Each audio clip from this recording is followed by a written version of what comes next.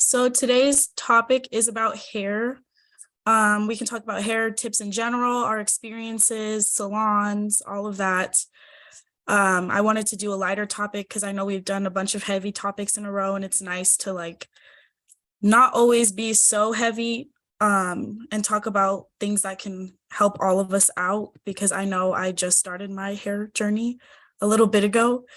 But before we get into the hair topic, I wanted to talk about an event that Tatiana attended celebrating Black History yesterday.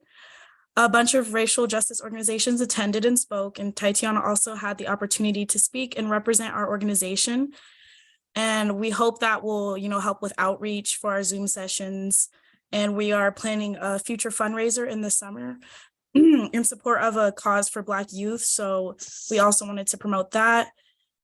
And details about that fundraiser will be coming out this summer. And if you want to go see those photos from the event, they can be found on our Instagram page. But Tatiana, did you want to say anything to recap the event for all of us? Yeah, so I was not able to stay the entire length, but we did stay majority of the time. My brother kind of got sick halfway through, but while we were there, it was really, I love learning about Black history. He calls it American history. And I'm really sorry, I cannot remember his name, the guy who hosted it. I should probably look back at the flyer, but he calls it American history because he doesn't like just saying Black history. It's like we are in America, so we are history. But it was really interesting. He had a lot of like real artifacts from those days. He had real chains and real handcuffs and things that slave masters would put around their capturers and things. It was really it was a lot, honestly. But it was really nice. I'm glad my brother was there so he could learn about it. He's also very interested in Black history as well. And I liked that he had different sections. He had Mother Africa, kind of like the beginning, and Egyptology about the Delbert Richardson. Thank you, Tabitha. Delbert Richardson. That is the man who hosted the whole thing. But his exhibit was Mother Africa, and then it went into when people were enslaved, and then through the Jim Crow era, and then it moved on to inventions by Black people. They were either invented by Black people or like updated or upgraded or like, something to do with Black people and that invention. And I really liked the way the exhibit was set up because it shows, at least for me, like, even though we were in a really bad spot for a very long time, we were still able to get out of that and kind of just do wonderful things with what we had. He also talked about, and I think we've talked about it too, is it the epitone gene? It's something with the trauma being passed down in your genes. And he was explaining how, like, imagine you have 200 plus years of trauma in your DNA and you're around just regular white people. Like, it's kind of triggering for him. He said white men are kind of triggering for him because of the trauma he has in his, blood, literally. And I thought that was really interesting because it's just like there is a lot of trauma, and it is kind of uncomfortable being in a room full of white people. And you're always kind of wondering why, because it's not like they're going to do anything to you right then and there, but it's just because it's literally in our blood. But I learned a lot. The whole exhibit was great. If my phone battery wasn't gonna die, I would have gone live with the whole thing. And recorded it all, but my phone battery sucks. So I literally couldn't.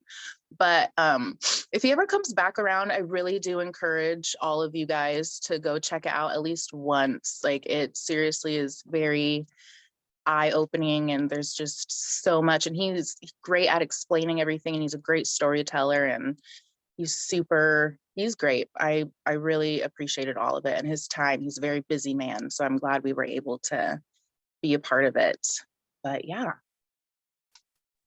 Thank you so much, Tatiana, for representing us at that event. And thank you to Tabitha for inviting us. We need more opportunities like that to hopefully grow our little group. I'm not mad if it stays little because, I want genuine people, but at those events, I feel like we're more likely to find those genuine people that would attend, and also like different support for different things we're trying to do in the future. So yeah, that does sound like an amazing event. I wish I could have gone. But with that, we can get into today's topic. Like I said, it's going to be about hair. We have a few speakers. I'll kind of just be bouncing off of points today. But first up will be Tatiana. And then, like I said, I'll probably try to bounce off of some points. And then Sinai will be speaking, and then Z, and then it will be Trey. Also, sorry if you guys hear noises. My dog is sitting right next to me, so she'd be annoying me, but she's needy, so she has to be here. But anyways, yeah, that's kind of how the speaker order will go today. And we can really just all talk about anything to do with hair. Like, if y'all need tips, ask, because Tatiana knows. She helped me with my hair. It was a rough time. I didn't even know I was supposed to be sleeping in a bonnet. I wasn't deep conditioning. Like, it was bad, but I'm glad that Tatiana saved my hair, honestly. So yeah, that's why I'm happy for her to be starting us off today. Tatiana, take it away. Yes, I do enjoy hair care, and I've been kind of studying natural hair care for the last 6.5 years at this point, I guess. And I do now work at a barber shop where I am the braider, which is like a literal dream come true. I cannot believe it. Every day I go in there, I cannot believe it. But I do want to I braid, but I also want to kind of try to transition into also doing just natural hair as well. My mom got me some products to use on any curly headed clients, so that way I can start doing just like wash and goes, and kind of just helping if you need like a deep conditioning treatment, like come on in, like I got you. But I wanted to kind of more so talk about kind of just briefly, I guess, go over like mixed children who have a white parent. I guess mainly specifically white moms, because I feel like at least for me, like I've noticed dads don't really do their kids' hair that much. It's not like my dad did my hair every morning, like did my hair. He literally just pulled it back into a ponytail every day.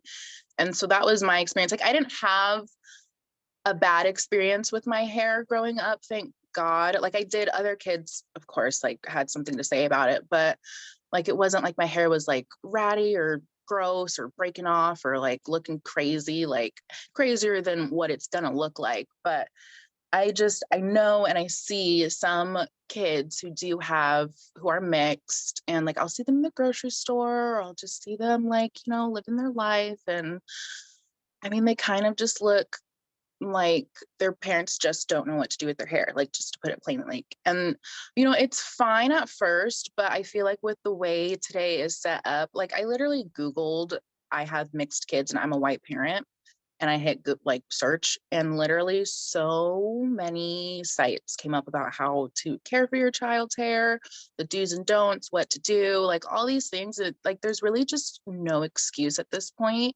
If you're going to have mixed kids, please do the research. Hair is so important in our culture.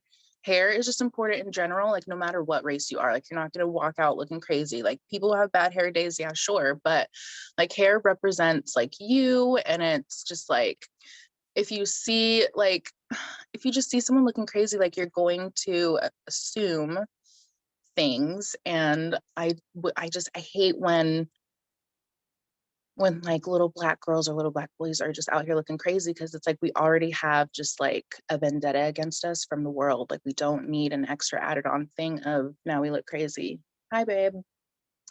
And God, sorry. And I also want to, within my hair care, I also want to have like more children come in so I can teach them from a young age. Like if their parents truly don't know and they're truly not going to look it up, like please reach out to someone who does know, because like I 100% I will help them. I will help you. I will tell you. I will get you started up on some products. Like I literally made, like 2 years ago, I posted videos on YouTube, basic ass information just about how to care for curly hair. Like it's just very simple, straightforward. There's nothing crazy extra going on. Like it's just, there's so many resources these days. There's no excuse for not knowing how to do your kids' hair. And then they really are getting made fun of at school because their hair is in tangles, it's snappy, it's locked up, it's looking just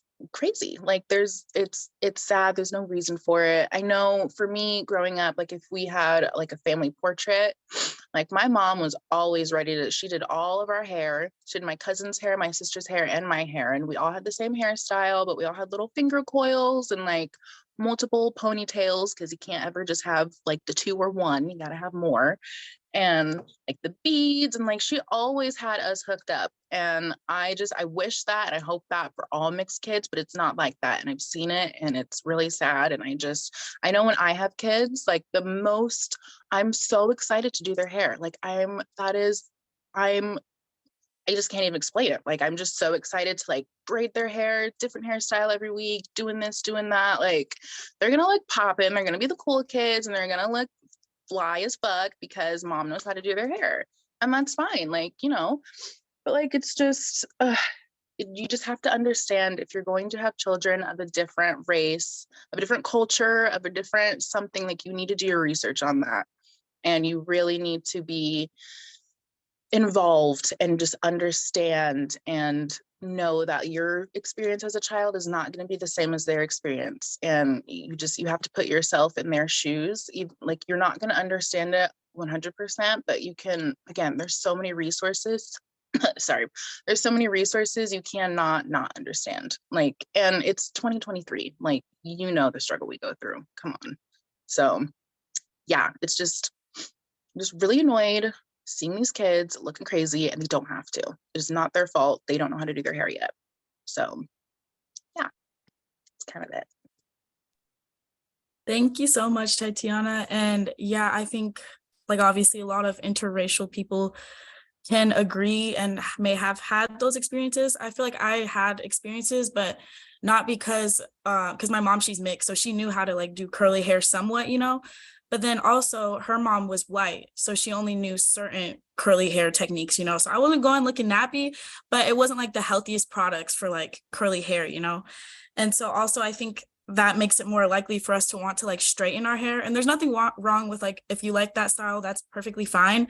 But also, we all know that straightening it can create a lot of damage.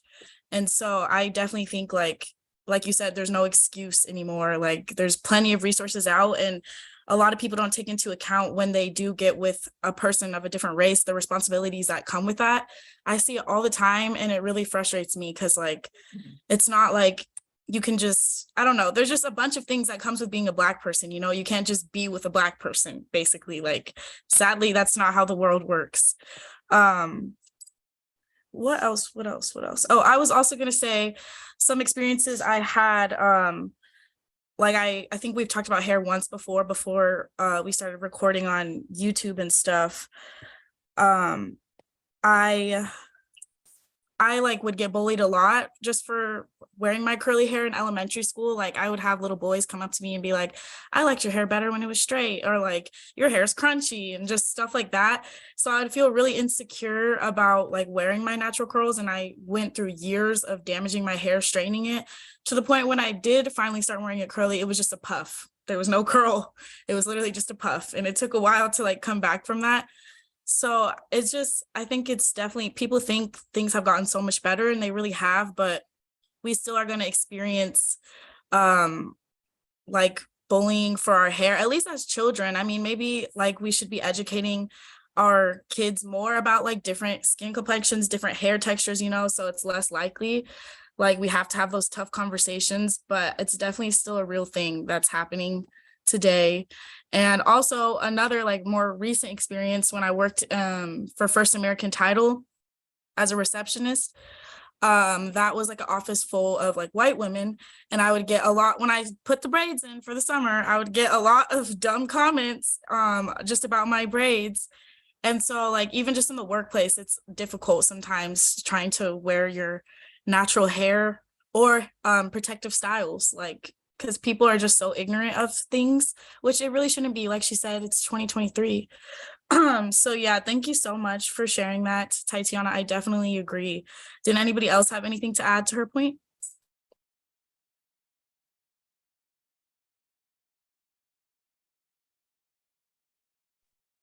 I do. Yes. I just kind of agreeing with Rainey's is like just educating your children. I went to school with Rainey's and I vividly remember people telling her that they prefer her hair straight over curly. So I think it's just really educating your kids that, not everyone wakes up with perfectly pin straight hair, So just educating your children about different hair types and how certain hair types look on different people. Definitely. Thank you so much, Casey. Yeah, that was like a predominantly white elementary school too. So I guess, a lot of parents wouldn't think to have that conversation with their kids, but it can make all the difference, I feel like, because I really internalized those things and I still have insecurities that I hold. I wear my hair curly most of the time now because also I went through like a bunch of relaxers that like that's the only reason I started to even feel comfortable with my hair, because it was just so like coiled.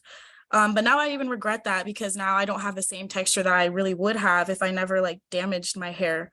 So yeah, definitely education is a big part of it.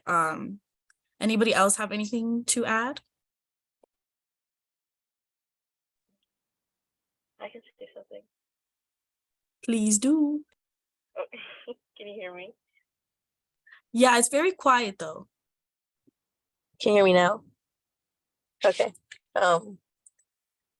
Yeah, I agree. I also just wanted to maybe say that like putting work towards changing the expectation or narrative of like what hair is supposed to look like hair is just hair. Everybody has different hair types, hair textures. I spent a lot of time in middle school damaging my hair because like I just thought it had to be straight. I have plenty of pictures that I won't indulge in now, but my I I have bleached my hair and dyed it red, and I was flat ironing it like every day. After that, I put highlights in it, and it was just yeah, like I don't know. I think um how am I trying to say this? Like we there's like an expectation for your hair to look a certain way. So I felt like, me personally, if I'm speaking for myself, I neglected taking care of my hair in the way that I should have just to please the majority, because I got made fun of too in elementary school, in high school at Everett, because I spent my freshman year at Everett High School. Um, there's a lot of hate from especially the Black men, which was really disappointing, but just like calling the like people with my hair type, their hair was just nappy, and like it was just really high school and school, especially dealing with hair and you're a Black woman. It's really tough because like you want to have I don't know, you know, I agree with everything that everyone's saying. Yeah, I feel that too. Yeah, thank you so much for sharing, Serenity. I definitely think we still have like this European standard of beauty. And although like, it's 2023 and it's like being like having curly hair is in, I feel like a lot of things just trend for a while and then go back to the way they were, or the underlying thing is still there, you know?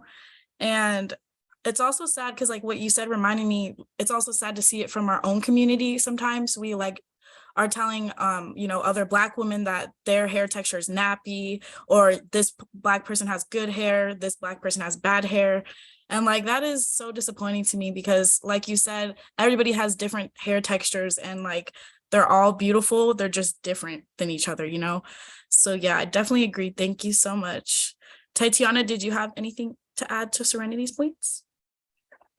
Yeah, actually with the whole, or yes, I had a client the other day who we were talking about good hair, and he's like, what even is good hair? And I'm like, healthy hair is good hair. Like, no matter what it is, healthy hair is good hair.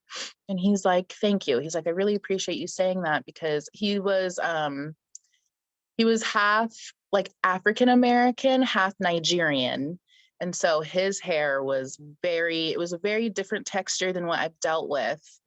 But he really appreciated that I had said that, because he's been told his whole life, like, he doesn't have good hair. And I'm like, no, you have great hair, especially for braiding. Like, you have great hair. Like, I don't have good hair for braiding. You have good hair for braiding. And I think it's important that like we do teach like healthy hair is good hair. There's not a texture that's good hair. It's just you don't have like crazy split ends and your hair is not frizzy and dry and fried and looking all crazy. Like, if you take care of your hair and it's good and it's great, you've got good hair. And I encourage everyone to watch the Good Hair movie documentary with Chris Rock, because he talks about good hair, because his daughter was curious about relaxers and whatnot. And he was like, uh-oh, like, I didn't realize I'm going to have this conversation so early. And so he taught her good hair, and she has good hair, and we all have good hair, and good hair is just healthy hair. So yeah, we should, because bullying does happen mostly in elementary school. I feel, at least for me, well, and middle school too. Let's not pretend here, but like, we can start early though in elementary school, teaching those kids like, yeah, different skin complexions. Even though we're Black, we are still an array of Black tones. Even though we're Black, we have an array of curly hair types. Even though we're this and that, like, there's more than just one. And it's good to start that out young, so when they're older, they're not confused. I mean, it's like teaching your kids, like, there's some kids who have like mental disorders, like they might have autism or like cerebral palsy, like they might have something wrong, and that's okay. Like, they're still a human and you're going to still treat them the same. So we should do that with skin tones and hair types and whatnot too. Like, we're all human beings and we all deserve to be treated as such, and you can't just make fun of someone because they look a little different than you know? So yeah. Definitely. Thank you so much. I can't wait to keep hearing more about your hair experiences that you're going to have at your new job. I'm sure also we'll hear about some more tips. So yeah, I agree with everything that's been said so far. Also wanted to share another thing that popped up while everybody was talking. Like, when I was younger, also my mom had like the bobbles and like she did all the cool hairstyle, like the braids and stuff. But then once I started doing my own hair, I didn't really have the patience. I still don't have the patience to do my own hair, which I really need to, because I know I would save a lot of money. But like, when I started doing my own hair, it was also like a difficult transition. So I think more time needs to be taken, like, you know, to show us how to do like our own products and stuff from a young age. Because like, once I started doing my own hair, I didn't know what to do with it. I was like, well, I'm just going to slick it back in a ponytail every day, not even really put product in the ponytail sometimes. So it just looks a whole mess. And people used to freaking clown on me and say like bird's nest on my head and this and that, which it probably did look like a bird's nest. But also, like, I feel like I just needed to learn different styles that work. I'm still trying to learn different styles that work for my hair, because I'm tired of doing like the same thing all the time, you know? And that can even help, I feel like, give you like a different type of confidence as well. So I just wanted to bring that point up. But did anybody else have anything to add before we move on to our next speaker?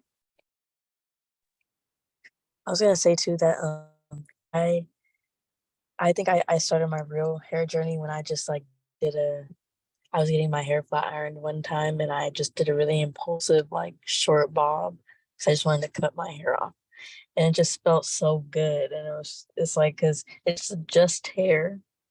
Um, and once I kind of started prioritizing health over length, like, long hair doesn't mean pretty hair, doesn't mean good hair, like short hair, a buzz cut, I don't know.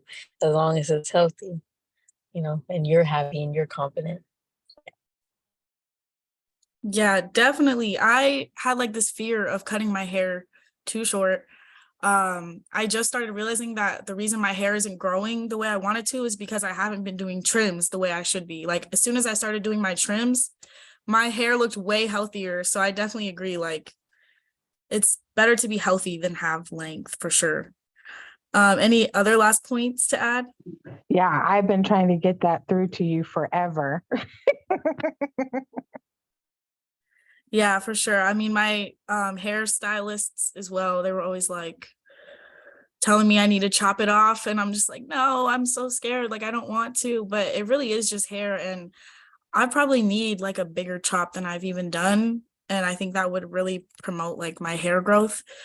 But I've just started being happy with even having like the length that I have now, as long as it's healthy. Because I do have like a tighter curl pattern, so it's always going to be shorter than or look shorter than it actually is. And I'm finally happy with my curls because they're just starting to flourish. And like some products, by the way, that have been working for me are the pattern products. I'm sure you guys have heard of them. As soon as I started using their styling products, like my curls came to life. So I definitely want to try like their shampoo and conditioner also. But yeah, I've been having really great experience with those. I don't know what kind of hair texture I have. I think I'm a 3 something. But so yeah, it should work for like if you have around my hair texture at least. But yeah, anything else before we move to the next speaker? Oh, I have something to say. But I'm wearing my AirPods. Can you guys hear me? Okay, so I was gonna say that I want to shout out to Rainice. When my sophomore year, she actually recommended me Miss Jessie, and that was the best hair product I've been using ever since. So I want to thank you for that. But I want to talk about how if you don't really, because I feel like hair is an aspect of culture, such like as like dance and like language. And so I wanted to say that if because like white parents can have a white parent can have a mixed child, I feel like if they don't really help with that, they also contribute to like erasure and like excluding their child from like spaces that they could potentially be in the future, like through high school or like college. And I feel like if they don't really do that early on, like I feel like it will kind of do some damage throughout like generations, I feel like. So I was just gonna say that. Period. Yes, that is so true because like we also express a lot of things through our hair. I feel like with our different styles and stuff. So I definitely agree with that, Victor. That is a great point to bring up. Any other points to add on? Alrighty, then we can go ahead and move on to Sinai if you are ready, Sinai. Yeah, sorry. I'm gonna turn on my camera. Hopefully you guys can see me. Sorry if my head looks like a freaking like bouncy ball. I don't know what's going on in my head right now. But I'm Sinai. My hair journey kind of started out pretty cool. I went to like an all black elementary school. So all the kids kind of look like me. So no one ever really like teased me for my hair, we used to come with like to school with like braids in our hair, show it off, because we all understood like what black hair was. So and also my auntie is a hairstylist, so she went to hair school, so she used to do my hair all the time. So I had a pretty healthy relationship with my hair. I would say though, where it kind of like when I look back and like it kind of got bad was I used to have like trained hair. So like hair for me was like obviously straight hair for them was like that was what pretty like in my family, like everybody never really wore their natural curls or anything, so it was always like straight hair. And then especially when my auntie got into beauty school and like graduated and started working at a salon, I was in there like every 2 weeks to keep my hair trained so it wouldn't like revert back to you know, like if it wouldn't revert back to like my curly state or anything, or just like, you know, if you don't flat iron or straighten your hair for a long time, it probably won't stay. So when I was getting my hair trained, quote, quote, it would always stay. It would always be like perfectly flat. Every 2 weeks, I'm going into the salon, getting my hair pressed out or getting it flat ironed. It would always stay. And that rolled in, that was like me for like a long time, probably till I got into high school. So and then for middle, sorry if this story is a little bit sporadical, but so yeah, that was my hair journey with my auntie and stuff like that. And then fast forward into like middle school, that's when I started being like a competitive cheerleader. So to keep up with like these white girls, I always would see them, you know, have straight hair, especially as a competitive cheerleader. That's what you have to have. You have to have straight hair. And I had white coaches for middle school and high school. So I was a competitive cheerleader for both. And both my experiences were the same. I had white coaches. I used to have braids, you know, come back to school, you want your hair braided and box braids and stuff like that. And by the time competition season came around, they'd be like, girl, those braids got to go. And for me, that kind of made me feel like insecure about my braids and about my hair texture. Obviously that is not okay at all.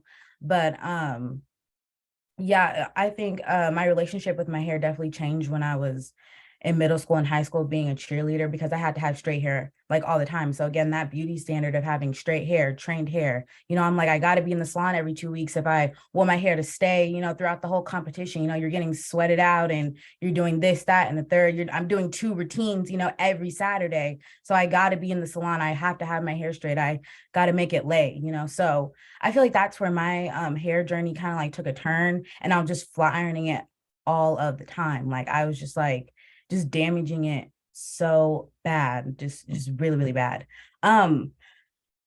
Yeah, that was just really bad for me. I was really insecure about my hair for like a long time. In its natural state, I never really wanted to get it wet, never really went swimming, nothing like that, just because I just felt like I always had to have my hair straight. Yeah,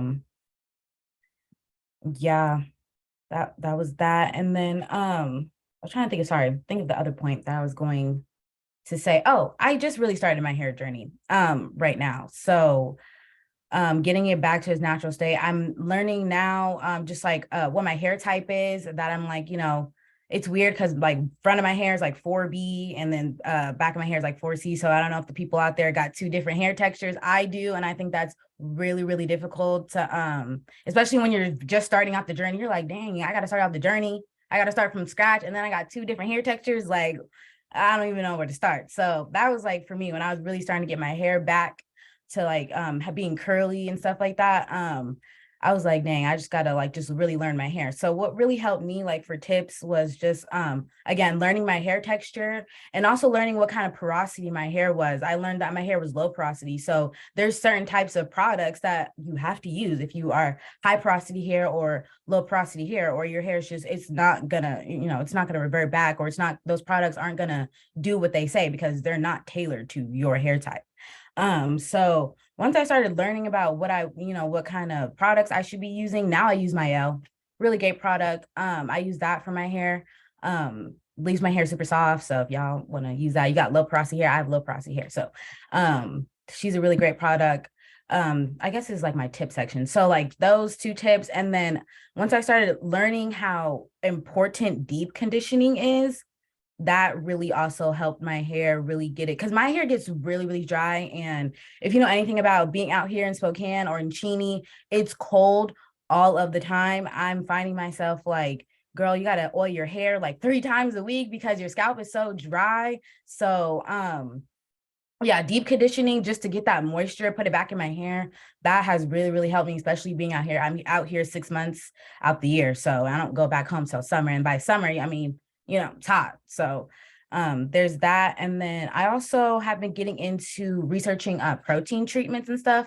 I know some people say that's like bad for your hair, but I feel like if you do it like once a year, obviously you do not be doing no protein treatment every month. Don't be doing that. But I just did one during the summer, and before I had did that, so the beginning of summer, like around June last year, I had like kind of did like a big chop. I told my auntie like, just cut everything that's dead, like just cut it. So she cut it, and then my plan was to do that big chop and then like do a protein treatment. And after I did that protein treatment, my like length like just kind of came back. So I really do think that knowing when your hair needs that protein back into it, because like I feel like as people with like the four type hair, like we have to just do a lot more tailoring just because our hair is just naturally sometimes dry. I mean, mine is. So, all that hair manipulation and braids, protective style, just because you don't want to do your hair, just knowing when to put that, moisture, that treatment back, that protein back in your hair. I think that's a really great tip. Just, just like knowing your hair and stuff like that. And then also hair manipulation. I think is obviously we have no choice sometimes to just you got to always put in a ponytail or trying to try this style. But I think that having protective styles throughout the year to really help your hair just grow and you're just not touching it, I think that's just also like a really great way to just leave your hair alone, because sometimes your hair just really don't need your fingers in it just like all of the time. So I really try to wear braids probably 4 months out of the year, try to give it a break in between. But for me, that's what really helps, just low hair manipulation. I found that was like the best way my hair was like growing back, just like not touching it. Cause again, I was going in the salon every 2 weeks. So I was really burning my hair like all the time. And once I just really like started wearing braids and just like, giving it breaks in between my two styles and stuff like that, my curl pattern started coming back and my hair just started growing just like a little bit more. But yeah, that's me. I really kind of have like, I feel like a healthy kind of relationship with my hair. There was those moments where like you guys what Tatiana was saying, like good hair. I have an auntie, a younger auntie than me. She has like 3 type curls. My grandma would be like, oh, I wish everybody's hair was like this. Like, I wish everybody had good hair. And, again, that kind of made me in the back of my mind, like, I don't have good hair, But yeah, I didn't really start getting in a really good relationship with my hair really till now, like really till I got like senior year in college. Like before then, like I said, competitive cheerleader, people always going to the salon. It made me kind of have like an insecure image about my hair because it wasn't like everybody else's. But yeah, that was my brief commentary on my hair and tips as well. Thank you so much, Sinai. I can relate to your cheer story because I remember in high school, like they didn't require it because I was just like a high school cheerleader, but it felt almost like I was supposed to. Like I didn't really know an easier way to like do the styles that needed to be done. Like for cheer camp one year, we had like the little bump or whatever that was like in style, and like so I felt like I had to straighten my hair, and I like cried to my mom, and I was like, I need to figure out a way to make sure this is straight. Like like you said, every 2 weeks, like I need to make sure this is straight. And then when we would do like football games outside, I would look a whole mess because it'd be like raining or different like weather conditions. And it's just I hate it when it poop. rained because then my hair, I would have to go home and like try to figure out what I'm gonna do with it. But yeah, that was a whole different type of story. Yeah, literally it's a lot. It feels like in the cheer world, it still is like the standard of beauty is like straight hair. So I'm really glad that you brought that up. And also I loved the tips that you shared. I had a question for you guys, anybody who wants to answer. When I do like protective styles like braids, I do the oiling of the scalp and everything. But like when I take out the style a lot of the time, I feel like my hair is like kind of dry. Do you guys have like tips on that? Or is it just like I need a deep condition? Like I always do deep condition right after I take it out, but I just wondered if there's a way to like minimize that. I would say, I believe there are sprays, like even just like a leave-in conditioner spray that you can spray on the braids. So that way your hair kind of gets that moisture that it needs or the hydration. But I do kind of agree too, like my hair does kind of get it does feel a little different after I take the braids out. I think it's mainly because when the ends start to fray out is when it's time to take the braids out is probably like where the issue sort of more so comes from. So I really do want to say there are like specific hair spritz for braids to keep your hair moisturized. But I will also say with protective styles, I would say like cornrows and knotless braids are probably the best protective styles to do that you can kind of repeatedly do, because like traditional box braids with the knots, which is what I have, like those cause a lot of tension and it will cause more damage than good if you do it too often. And anything where you have to like slick your hair back like crazy, like you don't want to be looking like JoJo Siwa with her crazy ass little hairline going all the way back to the high heavens. Nobody wants to expose that forehead. So, you know, just be careful with certain protective styles, because if you do them too much, then they're just not protective at that point. But yeah. Thank you so much. Yeah, I'll definitely be looking into like a spray or something, and like some different deep conditioners also, because I feel like I've been using the same ones for a while. So now I also felt like sometimes it's like the hair you use. Sometimes I've had to try different hair, like you know, the braiding hair that I'm using just because it was not working with my hair, or it was drying my hair out or whatever. So I feel like sometimes, you know, find a good braiding hair to help. They do have human braiding hair too, which probably is like less drying because it's not plastic. I haven't used it. I haven't found any at my hair salon, or not my hair salon, my hair store that I usually go to. But they are out there and they do exist. And it is, I think though human hair is really good for the like the boho looks where it's got like some of the curls hanging out of the braids. Because those looks with plastic hair, y'all, like they get really tangly. So just be careful when you do that, because it's cute as fuck. Like I get it, but like sometimes the hair just gets really tangled, and then it looks good for literally like not even a full week. So like just be careful with that. I would recommend like looking for specifically human hair if you're gonna do that style. Just saying.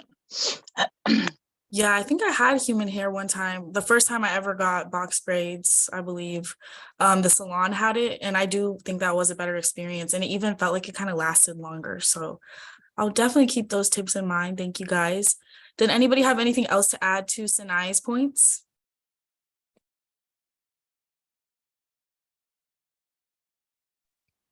I was gonna say my hair is also like I can't tell if it's because I put so much heat to it that it affected my like curl pattern to the bottom half of my hair, because I don't think like all of my hair has grown out all the way to like surpass the damage that I've done.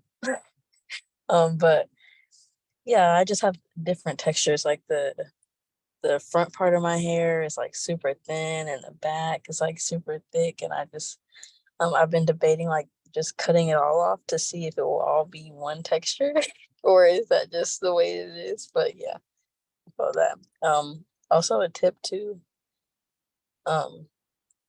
just for not what you guys have spoken on, but I have always had trouble like keeping my hair moisturized, and I didn't know that someone told me that you're supposed to put oil in your hair after putting moisturizer in it because it like locks it in, and I didn't know that until recently. So I didn't know if nobody else knew that either, or if you guys already.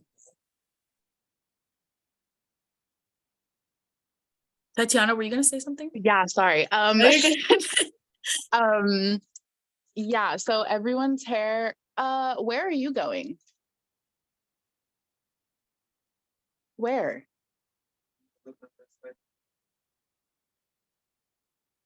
My husband's a whore. Anyway, so no, everyone's hair does have different textures in it, and it has different textures and different like densities. My brother has like majority of his hair is probably like 4B, but then like right in the middle, it's 4C, super tight, very dry right there. It doesn't pick up the product the same as the rest of his head. So we have to put like we have to put extra moisturizer there. So like you can totally shave off your hair, live your best Jada Pinkett Smith life, and see what happens. But more than likely you just have multiple hair textures in your hair, and that's fine. It's normal and different densities. I also have like, I feel like mainly in the back of people's heads, just in general, is more like dense than the front is. And that's probably just because like over time, like just when you start doing styles, you know, you're doing a lot to the front and stuff. So it's totally normal. And type 4 hair generally is drier. So you have to be consistent with the routine you do if you want it to stay hydrated and moisturized.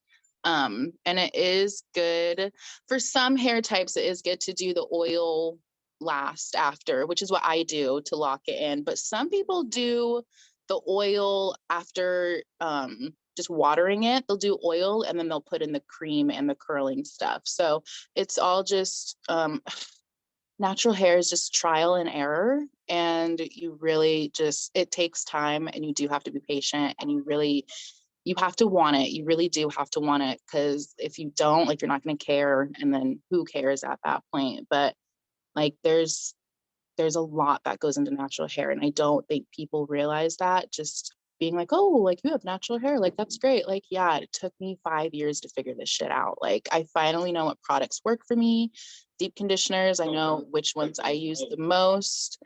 And yeah, so just trial and error, be patient with yourself. All of you will get there. And oh my God, Devon, leave me alone. Okay, I'm done, guys. My husband's being annoying.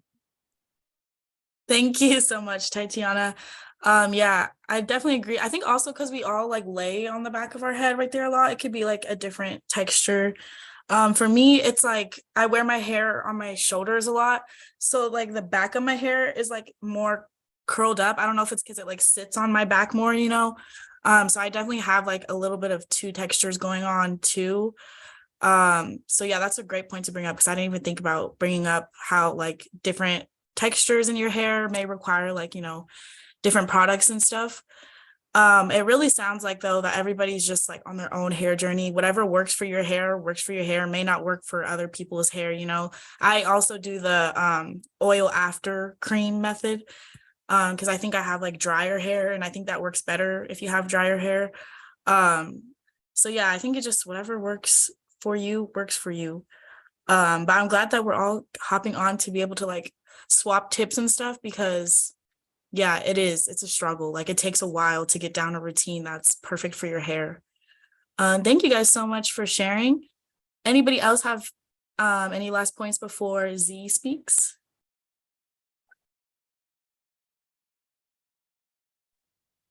I don't have anything to add, but I don't know how useful this is.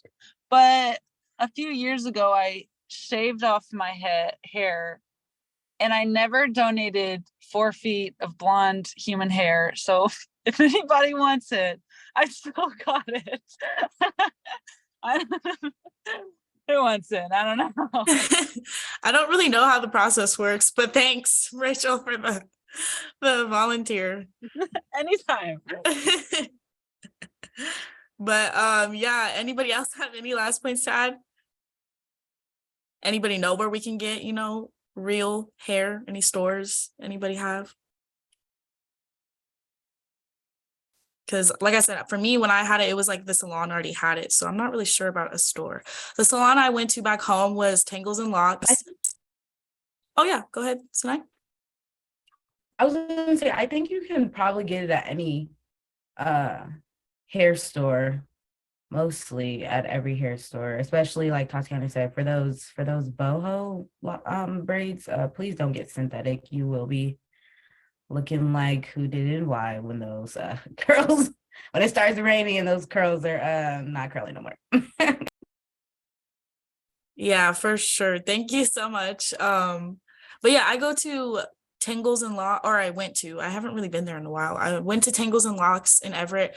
I had a really good experience with the manager. She is who I would recommend seeing. Some of the workers sometimes I didn't have the best experience with, but the manager, she really did help me on my curly hair journey. And she taught me like a bunch of tips, and that's why I really like that salon, because I like when people teach you like what they're doing to your hair too, so you know how to use it. And she like recommended a bunch of products and stuff, and she told me like I shouldn't be getting my hair wet every day if I don't have to. That could also be like why my hair was drying out, you know. So she recommended like this moisturizing spray that I could use sometimes, which really helped. I would recommend, like I said, Lee, seeing her at Tangles and Locks. I would have some longer wait times sometimes, but you know, as long as I'm getting my hair taken care of and not having like a bad experience, I'm not complaining. Like, I don't care. I'll block out the day. But yeah, thank you guys so much for those points that were brought up. And now, Z, if you're ready, We would love to hear from you. Hi, my name is Zaira. Well, I don't have like an inspirational hair story because I'm kind of still in the process of trying to kind of like find what hair, like how I want my hair to be. But like growing up, my mom really didn't do my hair. I used to always go to school with like afros, which is not bad, but I just never had like a style. My mom never kept up with it. And if she did do something with it, she would put I forgot it was like the chemicals in your hair to make your hair straight, relaxers. She would put relaxers in my hair all the time, which it's not bad, but it's really bad if my mom did it like almost every other week so my hair can be straight. Then going into middle school, that's when I started to do my own hair. And I started to flat iron my hair a lot, just like every day it would be just flat iron with no heat protection. I feel like all Black women should use heat protection. It's not just for white women. It's definitely for us too. I didn't know that till now. I used to not want to do heat protection. I used to think, oh, my hair is fine. I can do whatever I want with my hair.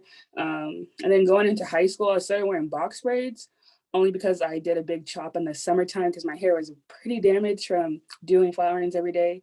But then I started wearing box braids consistently. Like I didn't take breaks. There wasn't like, after my box braids got all ugly, I would just retwist them again, redo them again.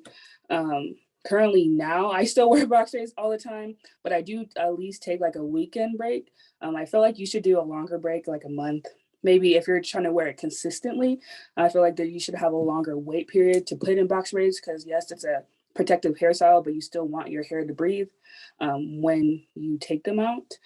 Also, that I found recently is you can wash your hair with box braids in. I just found out like a year ago. And so I do think that's something that you should take, especially if you don't want to take it out every month or every other month and you want to wear it 3 to 4 months. It's okay to wash your box braids.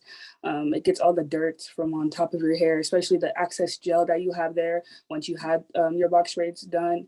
And then I don't flat my hair no more. I don't use flat irons. Try to use like not curl press iron, like some ceramic coating tools to do my hair. It's more safer, more healthier for your hair. Obviously, any heat to your hair is going to cause damage, but it's on the safer side. Also, we as Black women, I feel like you don't have to put on the highest setting. You can put on the lowest setting and still get all the same kind of, not material, but the same kind of looks that you would get if you put on the higher setting. You're just damaging your hair more when you're putting on the higher setting. And then also, I think this is just common knowledge, I would clean my hair and then also dry it and oil it before flat ironing. In middle school, I used to just flat iron without washing my hair at all. You're just chopping dirt in your hair when you flat iron. You're not taking out any of the dirt. And then also, sorry, I had points, but my computer just closed out. The other one's about washing your hair. I used to not wash my hair at all. I used to do like every other month just because if I have 4C hair, and so it's a 2-day process for me. It's not like a day I can wash it and just go outside. Like I would have to comb it, part it, section it. It's a process, but I mean, if you really want that healthy hair and you really want your hair to be that type of hair texture that you want, I feel like you should take that 2 days out of the week to do that.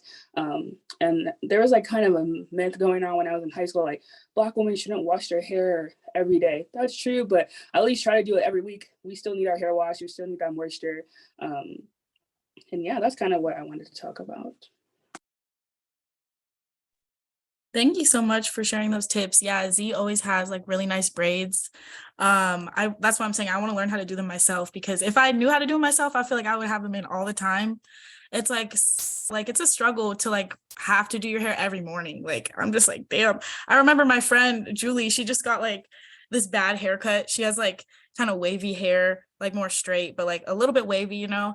And she's like, oh, it's just so annoying because I have to do my hair every day. And I'm like, yeah. Welcome to the club. Like I have to do that every single day too. Like I know what that's like. So yeah, it is nice. I love the protective styles because you don't have to like manipulate your hair every single day. And then one thing my my hairstylist had recommended for straightening hair when I was like doing my strainings all the time, which by the way now I only do like straightings probably like once a year. But she would say like turn your heat up as high as like it takes for you to straighten the strand in 2 passes, no more than 2 passes, because she said if like you keep doing the passes, that's what like, will dry out your hair a lot as well. So yeah, that was another tip I forgot about. But yes, thank you so much for sharing some more tips. Serenity, were you gonna say something or not? I saw you unmuted yourself for a second. No, sorry, that was on accident, but I do. I was gonna say that for me, I found that like I've kind of gotten my routine to where I condition my hair every day, but I don't use shampoo because I feel like shampoo is just really harsh and you don't need to like wash out all of your oils every day. That's just like what works best for my hair. Cause like I said, I have very dry hair, and if it doesn't get or I just found like having conditioner in my hair, or I like condition it, detangle it, then I put it in twists, and then some days or most days I would just keep it in the twist all day, and I'll like wring out the majority of the conditioner but leave it in. And I put like leave-in or other leave-in and oils and stuff that helps keep my hair like or like I found that less manipulation is better for me at least, and like just keeping it moisturized. Yeah. Definitely agree. And I also think for people that have like a really coily hair texture, it's like nice like to weigh it down with like a cream. So for me, I always use like a cream or a leave-in conditioner, and then I'll put like a styling jelly on top of it. And like that's just worked the best for me because normally if I don't, then it will shrink up to my ears. And still after wash day, it still does shrink up to my ears. So I'm trying to find also like protective styles to sleep in after my wash. So maybe I should try twists because that seems like, it would lengthen, because I just hate how after wash day, every time my curls are literally like up to here. So yeah, I need to find like maybe twists to like lengthen my hair after wash day because it definitely shrivels up. I love wash day because it's like fresh hair, but I like my hair texture after like 3 days after being washed. Like that's like the perfect amount for me. Anything else anybody wanted to add?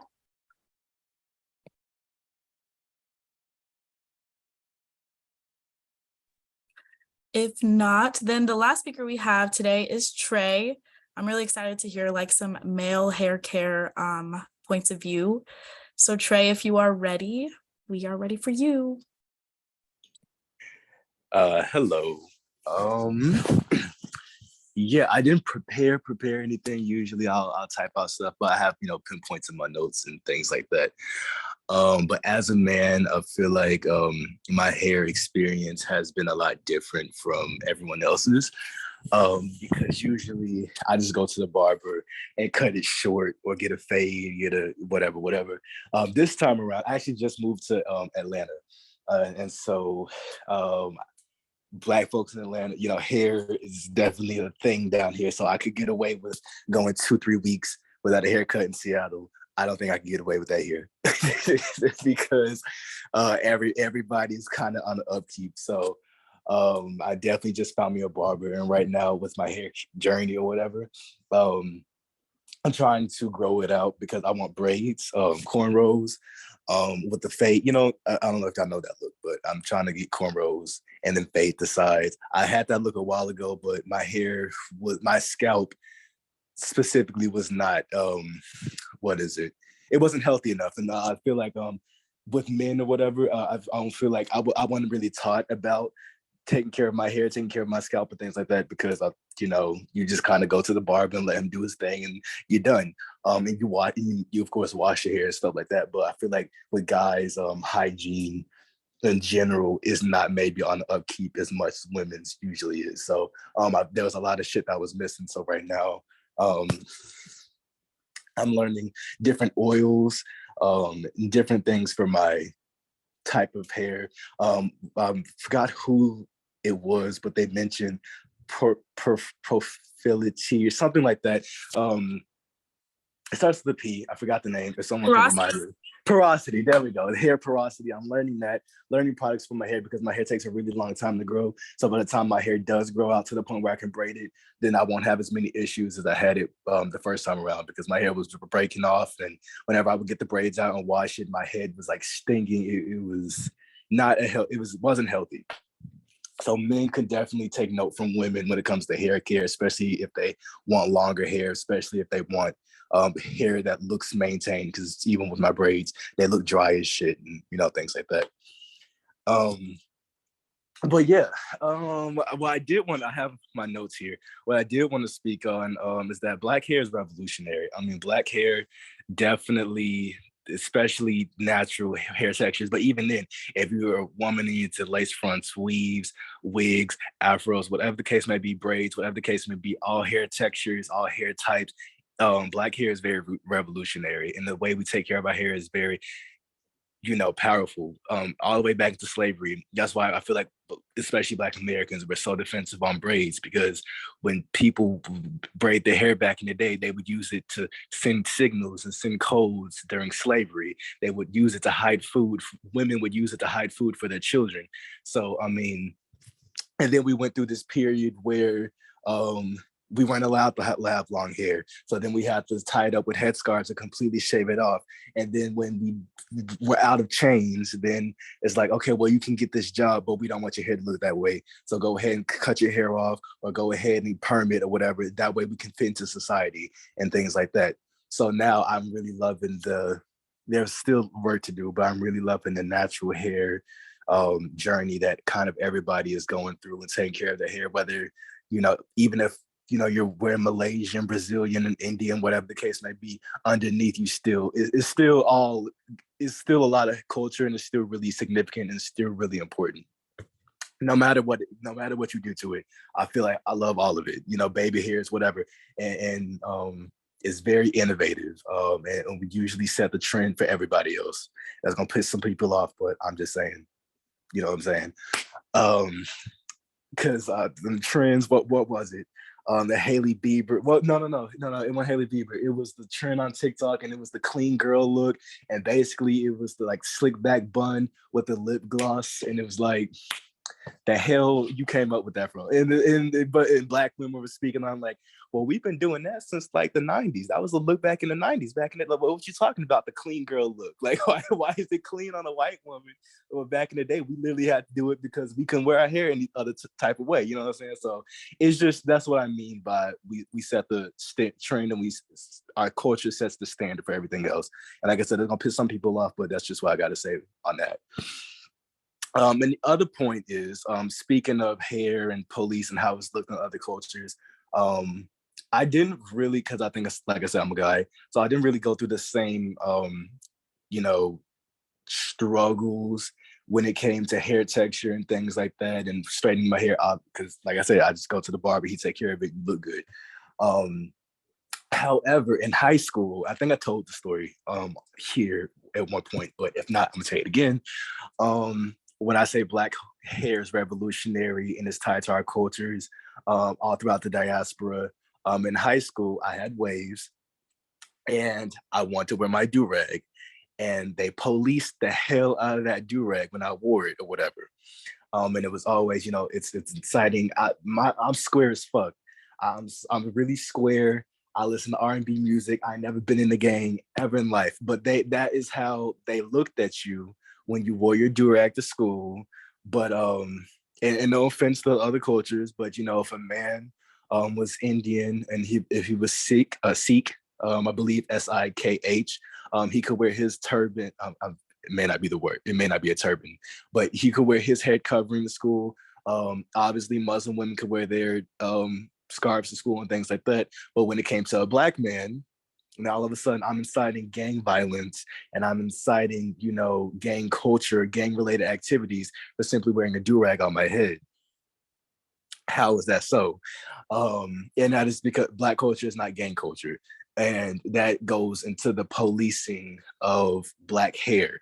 And they've done that time and time again. That's why a lot of Black women to this day, they still don't feel comfortable wearing their natural hair in corporate businesses or more in professional environments because their hair is still not seen as professional.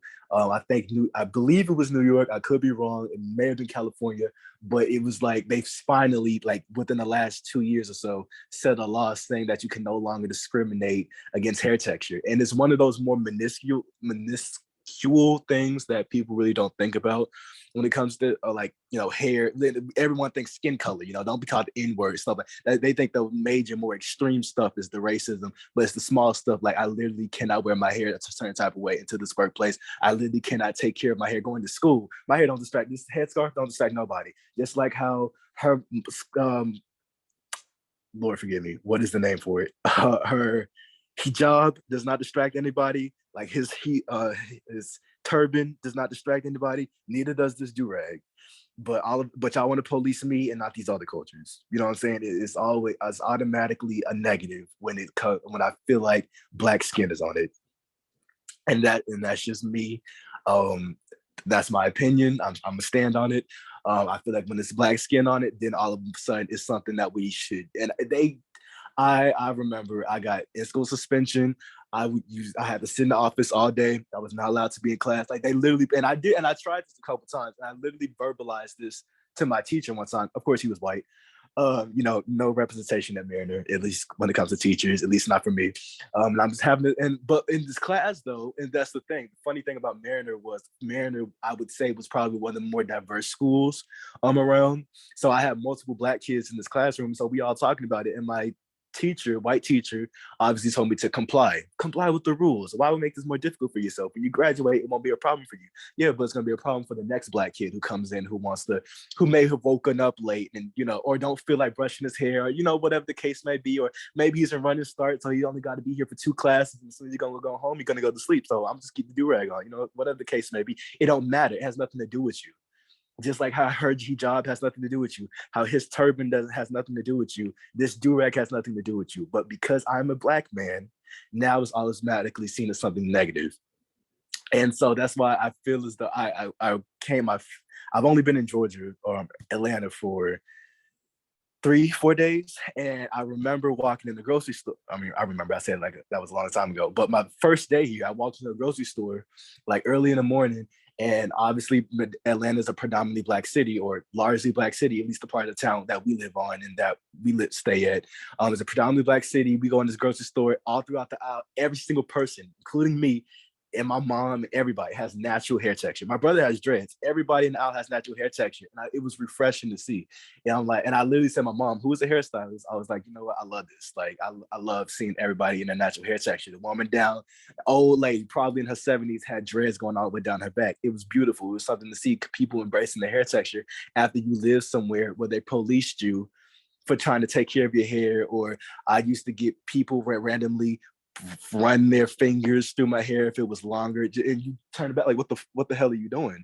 And it was seen as either something negative or violent, or it's seen as something comical, like, oh, I'm just gonna run my hands through your hair. But if I did that, that would have been an assault charge. You know what I'm saying? If I did that, I would have just violated your person. And you want to go snitch the teachers and stuff, but you can do it to me because my hair texture is different. Or, oh, I just want to see how it feels. I used to, when I moved to Washington, people were sticking pens and pencils and shit in my hair, just because my hair would hold it, obviously. And I think that's part of the reason why I cut it so low, maybe subconsciously. Like, well, I don't want people messing with it. And just things like that. So yeah, like I said, I didn't really prepare anything, but that's kind of my testimony when it comes to hair and my hair journey and where I'm at now, and how I think every person, no matter the hair texture, hair type, hair color, whatever the case may be, do what you want to your hair.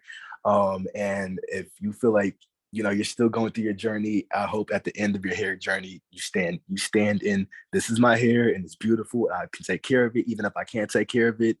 Let's go into the hows and whys, or whatever the case may be, So, and Rainice mentioned any tips and things. I don't know if I have any tips because, like I said, I'm still learning. I do know that moisturizer is your friend. At least, I guess, if you have shorter hair, especially because I have a dry hair texture, I have dry scalp. I don't know if that's because I was in Washington, the climate I was in, or whatever. But I usually put moisturizer in, and it lasts. And I what's it called? Leave-in conditioner, moisturizer. I get the type of stuff that you don't have to wash out, and I would leave it in, and so my hair would be good. But like I said, I don't know if it's because the climate that I was in, but my scalp, because I don't have long hair, my scalp would dry out really easily. So then I would have problems with dandruff and flaky scalp and things like that. So that may be a scalp problem. That may have been the climate. But as far as hair, I haven't, like I said, for guys it's different. So I haven't noticed, breakage. I did notice when I did I started wearing, washing my hair with Jamaican castor oil. And oils are really, really good for your hair as well. Jamaican castor oil specifically is what I used, and tea tree oil. And I noticed my hair didn't shed as much as it did. So when I washed my hair, clumps and stuff wouldn't come out. So my hair did stop shedding as much as it would. And I did notice that the smell may bother some people, but I don't mind it. But it would, after a couple of days, I noticed the dandruff or the dry scalp or the dry hair texture or the dry hair, whatever, it wouldn't be as much. So it was less. And I feel like if I kept up with that, with the hairstyle I was doing, maybe it would have went away, but that's just all I have from my knowledge. And like I said, I'm still learning. So maybe we can revisit this in the future and I can lay on some more tips. But yeah, that's kind of all what I had to say. Yeah, and I'm open for more conversation on it. So thank you, Bernice, for letting me speak. Of course. Thank you so much. I loved all the points that you hit. It was a great way to end our discussion. I went to Mariner, so I know exactly what you're talking about the freaking do-rag policy. Actually, before I was about to graduate, I tried to start putting the process in place to get rid of this. And I was putting together different stuff. I tried to I think I tried to pass it on to Jasiri maybe a little bit. I don't remember. But that policy frustrated the hell out of me because I remember in specific, I don't remember what that teacher was named. Everybody at Mariner hated her. I think her first name was Becky, and she was this white administrator. But she would make it a point to call out people with do-rags. She would go try to find these people, even on spirit days. I remember one time PJ had a gold do-rag on or something, and she was made it a big ass thing. And I'm just bro, like you said, it just should not be looked at in that way. It's literally a part of our culture. I wasn't wearing bonnets back then, or some mornings I would have definitely went to school in a bonnet. Sometimes I'm not trying to do my hair and you would think at such a diverse school, they would be more open to that, but no, they were not at Mariner. And I hope that has changed since I went. I don't know. If I can be honest with you, I don't think it did. And I think that's why representation is so important. I never had a single, I'm trying to think. No, the answer is no. I never had a single Black teacher all 4 years. Even in middle school, I was here for I lived in Washington in middle school too. I didn't even have a Black teacher in middle school. I had no Black teachers in middle school. I had no Black teachers in high school. So when you don't have that type of representation, that type of, what's the word? That I want to say something better than confusion, but that type of confusion, that type of miseducation, that misinformation or whatever that they have, that is dangerous to Black kids. The way, you know what I'm saying? If you don't have that type of representation, if you don't have that type of whatever, Warren thought, whatever the word may be, if you don't have that, that is dangerous to Black kids, because there's no way that you should have looked at me knowing who I am. You didn't see me, you saw my skin color and you saw this do-rag, and you incited that with gang related stuff and tried to imply that I was, and not even imply, they outright said, are you in the gang? Brought in security guards and stuff when they had me sitting in the office. I literally could not go to class until I took it off. And it got to the point where my mom was like, yo, ass is failing these classes, take the direct off, go to class. But I'm sure if I was a straight A student, it may not have been as much of an issue with her anyway. But the school, even if I was a straight A student, I'm Black and I'm wearing the do-rag. So if you have this type of misinformation, it is dangerous to Black kids. Even in the way we talk, when we speak in African-American vernacular English, our own words, our own slangs or whatever, that, and you don't understand what we're talking about, just simple, like I said, people think racism and prejudice that is, being called the N-word. You can't sit here because you're Black. The big shit, the major stuff. And when I say literally everything in this country has been ingrained in racism and slavery, it is true. It's the little stuff that nobody, the common person, doesn't think of. Even the way we talk, even the way we wear our hair, And if you don't have that type of representation, if you have nobody taking up for you, that is dangerous to those kids there. That's why I really tried to fight it when I was there at Mariner. Unfortunately, there was not much said to be done. People told me, well, you're going to graduate next year anyway. You're going to graduate and it's going to be the next person's problem. But that's the part that bothers me to this day. It is still the next person's problem. You know, those kids are still diverse. This school is still diverse. They'll say, I went there right before I moved. Those teachers are still there. Those same teachers that Becky, her name is, I think you're talking about Julie, the security guard or whatever, who'll be hanging out with the bad kids. She's still there. And you know what I'm saying? Giving attitudes to kids. Like, if you don't like this job, then why are you here? You know what I'm saying? It's still the same thing. And it's now the next person's problem. And I'm little embarrassed I didn't do anything about it, because it's simple things that other people have freedom with that we don't. And I feel like that needs to be talked about more. It's the small things that is the smallest things. And maybe people don't connect that to racism, but I guarantee you, if you unpack it and go a little bit deeper, it does stem from racism. Yeah, definitely agree. And Katrina said the dress code has updated, but the implicit biases of the teachers never did. Yeah, I never had a Black teacher until I got to college, when I took, Africana studies, and that's where I had my first Black teachers. So representation is everything, honestly. I feel like I would have felt more secure in my hair if I had different representation at my schools, and that's what's crazy. Like at Mariner, I felt like I was sheltered from a lot of things. But at the same time, a lot of the teachers there, were very ignorant about things. I know you've shared some experiences as well with certain teachers, Trey. And so, yeah, I really hope at some point the administration changes. But after all the George Floyd stuff, I remember Mariner had protests and stuff. And the principal at the time, I don't know if he's still the principal, but he came and he was saying how he really wanted to put these changes in place for Mariner and stuff. But once again, I feel like when things are on trend, people always say a lot, but they don't actually follow through with a lot. So it is very disappointing to me. And I also wish I did more when I was at Mariner about those unfair policies. But also some points you brought up that I wanted to discuss.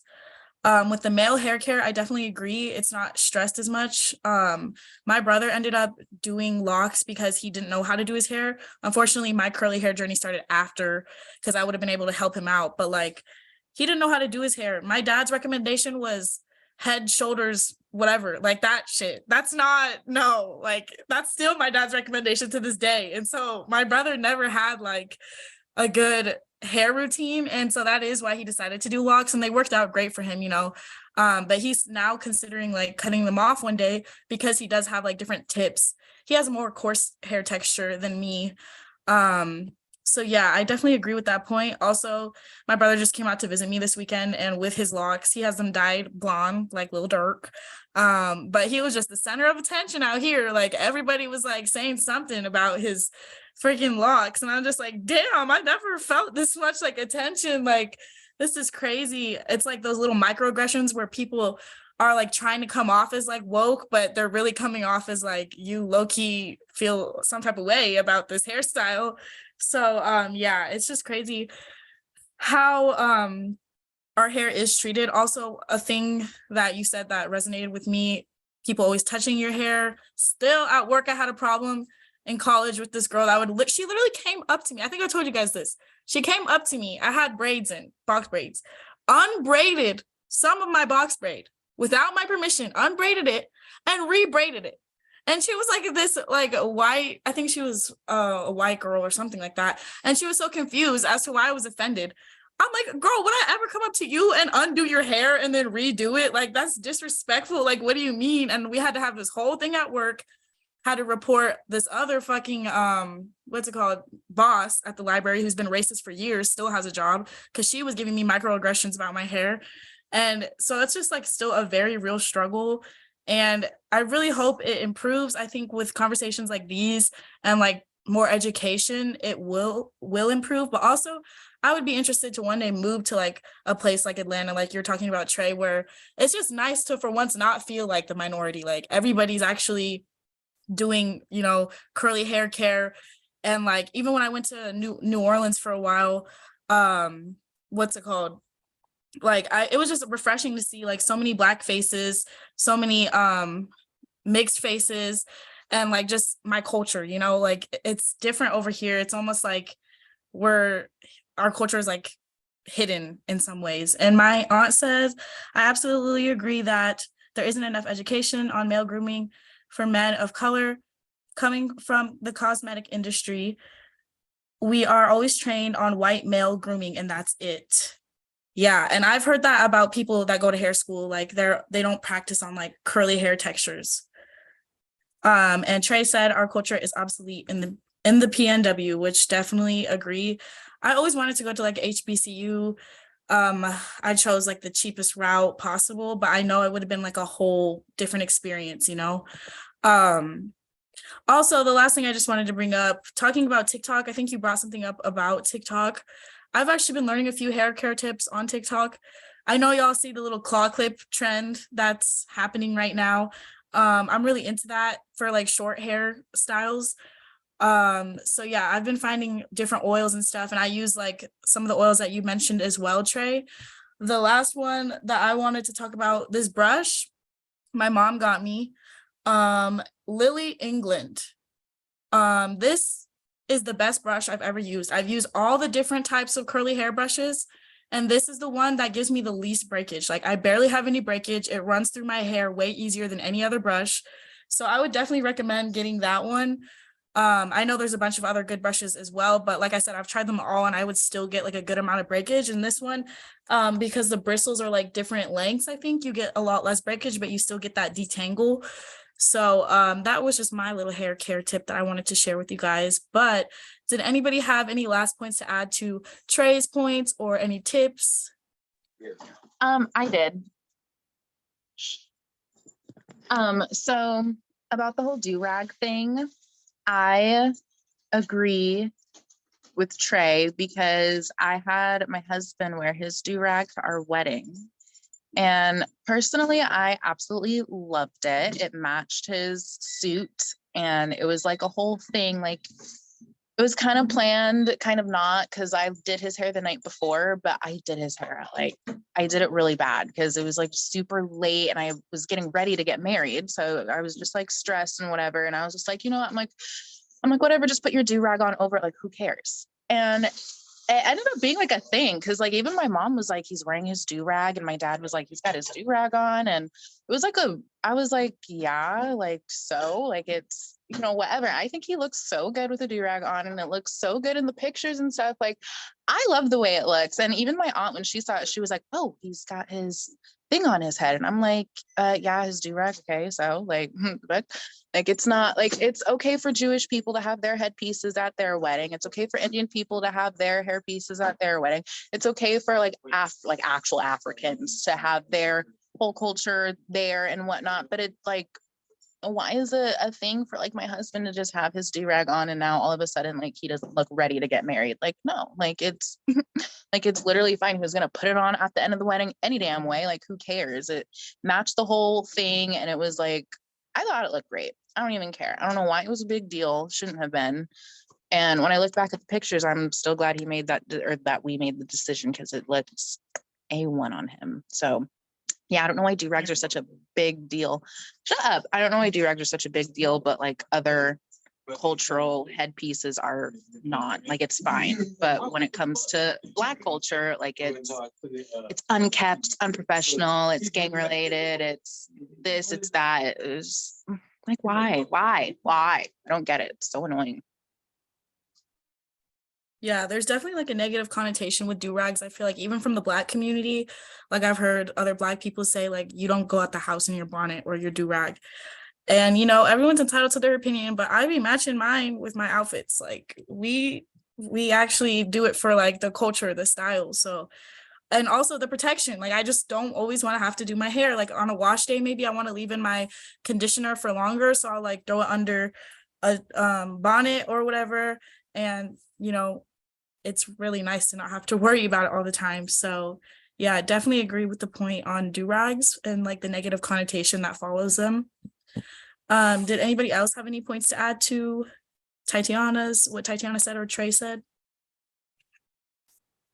I was also gonna say, Victor, I did used to use Miss Josie's a lot, and I still recommend it. Like, I still like it for like, less coarse hair texture. Now it actually doesn't work for me. Like, I used to use it, but now it's not strong enough for my hair texture. So like I said, I switched to Pattern.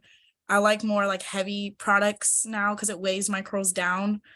And then what else? Do you guys have deep conditioner recommendations besides like what everybody knows about, like Shea deep conditioners? Anybody have any?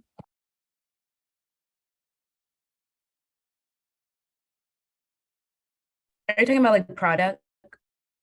Like a deep conditioner, because the only ones I'm familiar with are like from the Shea brand, and I just wondered if there's like other brands that anybody knew about.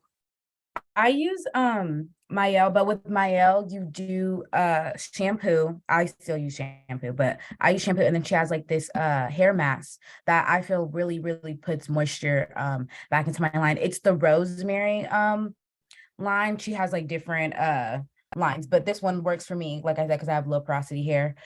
She has like this really good hair mask that I think is really good for low porosity hair and for like 4B, 4C type hair. And then her leave-in conditioner, the one that I put in, again, really brings back the moisture. So I think those two paired well with the hair mask. You obviously wash it out after, and then the going in after that with the deep conditioner or the leave-in conditioner is really, really good. Thank you so much. Yeah, I've seen that line before, so I'll definitely have to check it out because I love their styling products. Tatiana, you were gonna say? For deep conditioners, I don't like using the same deep conditioner like over and over. I like to switch it up. Sorry. I usually do, or I stopped after I bleached my hair because that really just messed me up, and it like just mentally took a lot out of me because I had worked so hard on my hair, and then I bleached it, and like all of that progress, literally, I just got into a depression and I just stopped. But when I was deep conditioning literally every week, I used Hask, which is like they have shampoo and conditioner, but their hair oil and their hair masks are like, they work really well for my hair type. And they're just little like one-use packets. So I could buy like a whole bunch. They're like $2, $3. I'd buy a whole bunch and just each week just use a different one for hydration, moisture, breakage, whatever. But I would also mix those with mayonnaise and olive oil. Avocado oil is good too. I would get the mayonnaise that has avocado oil in it, and then would mix all of that up together and make a little concoction and do my hair with that. Mayonnaise legit added, so like it brought my hair back to life. It brought my hair back to life when I first started my journey. It's gross at first because the texture is like it's food, like it's kind of weird, but like my curls were popping, my hair was so hydrated, my scalp was in a really good condition. Like it seriously like saved my hair. And I always recommend it to everyone. I'm always like mayonnaise, like I know it sounds weird, but mayonnaise, like swear to God, mayonnaise is seriously so good for your hair. For like those protein treatments that was talked about earlier, rice water is a good protein treatment. And so it's like adding egg, but yeah, protein is not for everyone and it is not for all the time because protein and my hair, absolutely not. And I'm fine with that, whatever, like I've just worked around it. But those are, my mom got me that. And so, yeah, just, so I just like using different hair masks because it just getting different things for my hair each week kind of makes me feel better about it. I'm not just doing the same thing over and over.